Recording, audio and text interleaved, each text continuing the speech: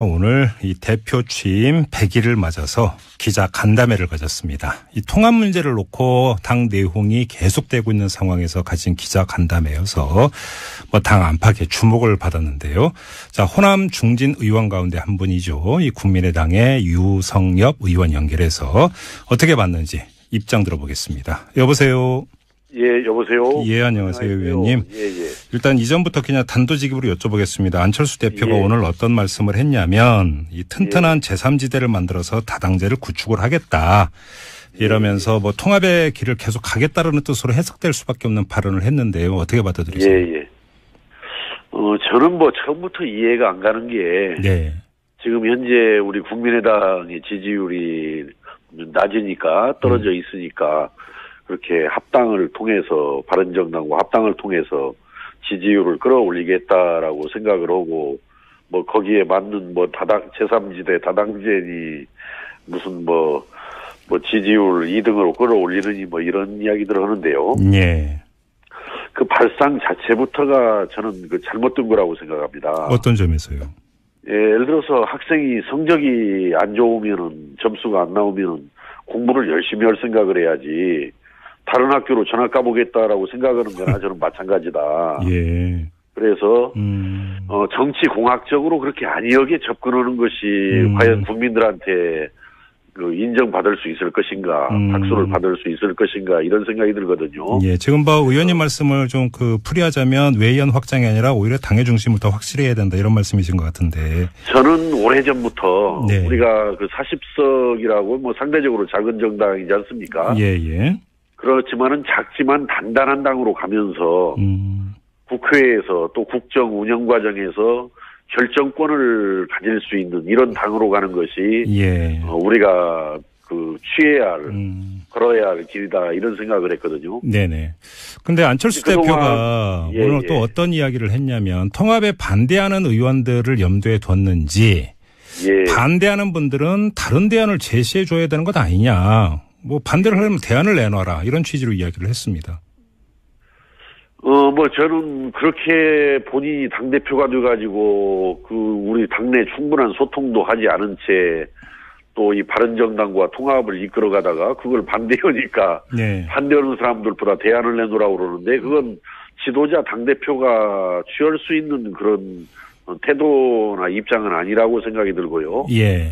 앞에서 제가 말씀드린 대로 그런 안이한 정치공학적인 접근 가지고는 절대 저는 당의 상태나 상황을 반전시킬 수가 없는 것이기 때문에 그 작지만 단단한 당으로 가자. 그리고 뭔가 우리 국민들의 관심을 불러일으키고 국민들을 감동시킬 수 있는 정책 대안들을 만들어서 제시를 해나가자. 그렇게 가다 보면은 또 국민의당한테 기회가 저는 올 수 있다. 저는 이렇게 보는데. 네네, 알겠습니다. 지금 바른정당에서 정확하게 어떻게 하겠다라는 것도 아닌데 오히려 우리가 먼저 그 스스로 그냥 바른정당보다 통합하자라고 애걸 못 걸어는 이런 꼴을 보이면은 누가 우리 국민의당한테 믿음을 주겠습니까? 오히려 주도권을 국민의당이 쥐어야 되는데 오히려 요청하는 쪽에 되어버렸다 이런 말씀이시네요. 국민의당이. 그러니까 왜 그런지 모르겠어요. 지금 바른정당이 정상적인 당이 아니잖아요. 그 20명 교섭단체를 유지해 오다가 지금 9명인가가 자유한국당으로 귀환을 했고 이제 교섭단체도 무너진 11명 정도 정당이 돼 있고 최근에 들려오는 이야기들 봐도 또 대여섯 명이 또 자유한국당으로 더 넘어갈 거라는 거예요. 그런 당을 두고 왜 거기다가 자꾸 그 통합에 목을 매는 건지 그분들이 그냥 우리 국민의당과 함께 오겠다라고 들어오겠다라고 하면은 참 심사하고 평가해서 같이 할 수 있는 사람들 같으면은 같이 하면 되는 거지. 의원님 관련해서 바로 그 대목과 관련될 수도 있는데요. 안철수 대표가 4대 과제를 제시하면서 그 가운데 하나로 정치 세력 및 인물 교체를 제시를 했는데 혹시 이거하고 연관돼 있는 거 아닌가요? 아니 그러니까 지금 현재 그러면은 지금 우리 국민의당의 그 구성원들이 문제가 있다라는 거 아니에요? 구태라는 이야기 아니에요? 뭐 세력을 교체해야 한다라고 하는데 오히려 우리보다도 더 적폐로 분류될 수도 있는 분들 아닙니까? 저 바른정당. 비록 뭐 탄핵에 참여했다라고는 하지만은 그 뿌리는 새누리당으로서 박근혜 적폐를 만들어냈던 사람들 아니에요. 그러니까 그런 사람들하고는 뭐 통합해가지고 가겠다라고 하면서 지금 현재 국민의당에 있는 사람들이 마치 구세력인 것처럼 네, 네. 교체해야 할 세력인 것처럼 이야기하는 것은 이건 정말 기분 나쁜 이야기입니다. 정치 세력과 인물을 교체해야 된다는 얘기를 종합을 하면 이런 해석도 가능합니다. 호남권의 중진 의원들부터 물갈이 대상이다. 이런 뜻으로도 해석이 가능한데요. 그러니까 그렇게 오해를 불러일으킬 수 있느니 예. 또 자극해서 정말 반발을 불러올 수 있는 그런 이야기를 그렇게 함부로 하는 것 보면은 저는 이 당대표로서 과연 자격이 있는 것인가. 네. 근데 만약에 예. 실제로 이렇게 실행 국면에 들어가면 어떻게 대처하실 계획이세요? 제가 볼 때는 저는 그런 입장입니다. 뭐 지금 바른정당 지금 남아있는 사람들하고 뭐 그렇게 합치고 싶으면은. 예. 본인이 나가서 합치라 이거예요. 그 당대표가 자꾸 여기서 싸우지 말고 더 이상 싸우지 말고 예. 거기하고 같이 따라갈 수 있는 사람들 데리고 나가서 예. 바른정당하고 합쳐서 잘 해라 이거예요. 그쪽 가서. 예. 그럼 호남권 의원들이 나가는 게 아니라 그러면 안 대표 쪽에 나가라 이런 말씀이시네요. 제 입장에서는 그렇습니다. 네. 예. 그래요. 그럼 절대 의원님 입장에서는 탈당은 없다 이런 말씀이시고요. 그럼요. 정말 그 당의 많은 분들이 지금 현역 의원들 기준으로 네. 많은 분들이 사실은 반대를 하고 있습니다. 예. 뭐 숫자를 몇 명이냐 하는 것 자체는 뭐 여기서 밝히고 싶은 생각이 없지만은 네.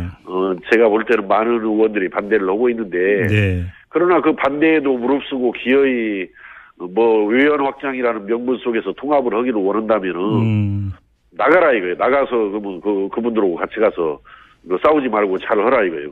나가서. 근데 의원님 요즘 안철수 대표의 행보를 보면 원내 의원의 어떤 세력 분포에서는 안철수 대표 쪽이 소수일지 모르겠으나 원외 당협위원장이나 뭐 당원 전체로 놓고 보면 그 숫자 그러니까 그 새 대결에서 이길 수 있다 이런 자신감이 있는 것 같은데요.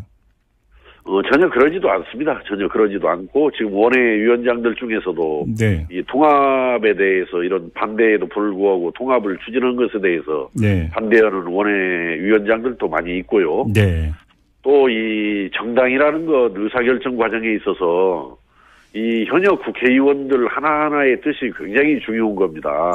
현실적으로. 뭐 형식 논리적으로는 원외든 뭐 원내에 있던 다 같은 지역위원장이라고 할 수 있지만은 우리 정치 현실에 있어서는 그 원내 그 현역 의원들의 그런 뜻을 존중을 해줘야 돼요. 그러다 보니까 지난번에 의원총회 실컷 하고 나서도 뭐 의원총회는 뭐 의사결정 기구가 아니다라고 그런 식의 정말 의총 자체를 폄하하는 무시하는 이런 진짜 잘못된 발언을 하고 그러는데 도대체 그 현실 정치를 어떻게 이해하고 있는 것인지 참 답답합니다. 하나만 더 여쭤볼게요. 오늘 제시된 4대 과제 가운데 또 하나가 뭐냐면 지역구도 극복 및 지역감정 치유인데요. 지금 그 국민의당 안팎에서는 누가 말하기도 국민의당은 호남정당에도 다 이렇게들 입을 모았던 거 아닌가요? 저는 그건 참 배은망덕한 발언이라고 생각하거든요. 지난번에 국민의당을 만들어가지고 38석이라는 의석을 얻는 과정에서는 뭐 지역구에서도 23명의 의원들을 당선시켜 주었지만 호남에서 23분. 또 비례대표 우리가 13명을 확보할 때까지는 꼭 호남 지역은 물론이고 타 지역에 나와 있는 우리 호남 분들이 우리 국민의당에 한번 기대를 걸면서 정당 투표를 해준 결과라고 보는데 그걸 자꾸 무슨 뭐 잘못된 사람인 것처럼 뭐 지역구도를 뭐 벗어나겠다라고 그러는데 사실 호남은 지역주의의 피해자입니다. 호남 지역은. 그래서 마치 뭐 호남이 지역주의를 뭐 내세우는 것처럼 말하는데 우리 호남이야말로 대한민국의 참 망국적인 지역구도 정치, 지역주의의 희생자들이란 말이죠. 그런데 호남을 더 이상 그렇게 자꾸 지역주의에 앞장서는 사람인 것처럼 이렇게 내모는 것은 정말 바람직한 태도가 아니고 그래도 작년 총선에서 38석이나 만들어준 우리 호남분들을 짓밟는 그런 잘못된 이야기입니다. 그래요. 알겠습니다. 지금 호남 중진 의원들 중심으로 통합에 반대하는 평화개혁연대가 이제 구성이 되지 않았습니까?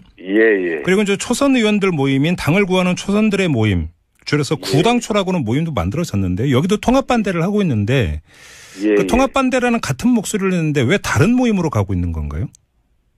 아니요, 이제 저기 지금 평화개혁연대는 이제 재선 이상 그 중진 의원들이 예. 들어 있고요. 예.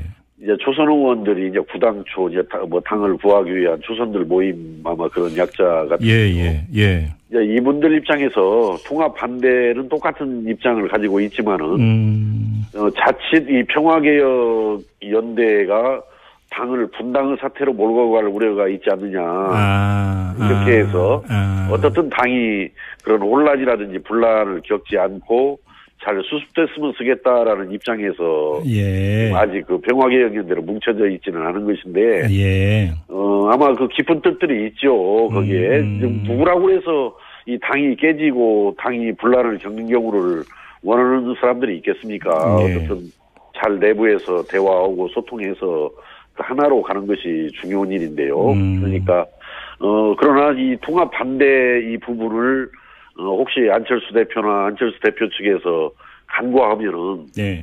정말 심각한 그 상황에 직면하게 될 것이다라는 점을 거듭해서 강조합니다. 의원님, 근데 좀 지켜보는 사람들이 어떤 얘기를 많이 하냐면 지금 그 안철수 대표 쪽이나 뭐 의원님을 비롯한 통합에 반대하는 의원들의 이야기를 종합을 해보면 사실상 거의 이제 도장 찍기 일보 직전까지 이미 다 끝난 것 아니냐, 마음이 갈라설 만큼 갈라선 것 아니냐 이런 얘기들을 많이 하는데요. 차라리 깨끗이 갈라서는 게 나은 것 아니냐 이런 주장은 어떻게 받아들이세요? 사실은 그 사람이 그 만나기도 어려운 일이지만은 네.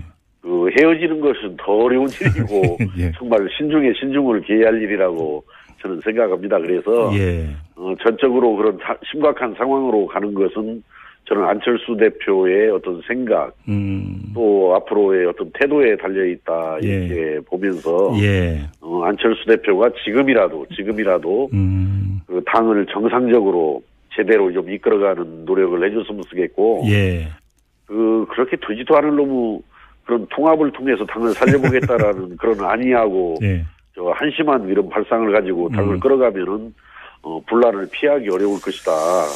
알겠습니다. 경고해 둡니다. 마지막으로 이걸 여쭤볼게요. 예산 정국 끝나면 이제 정기 국회도 끝나고요. 국민의당 내홍 더 심해지는 거 아닙니까?